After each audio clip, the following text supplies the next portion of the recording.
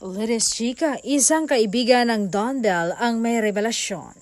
Mapapasigaw ka sa balitang ito?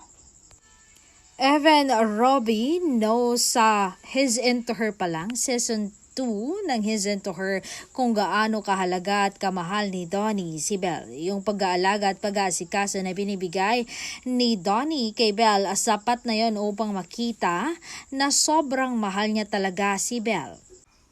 Ika nga ni Pangilinan, action speak louder than words. Kaya wala kayong magagawa kung si Belle talaga ang pinili at pinahal ni Donnie una pa lang. Kaya hindi nyo din kami masisisi na Dondel fans na ipaglaban silang dalawa hanggat nilalaban nila yung pagmamahalan na mayroon sila.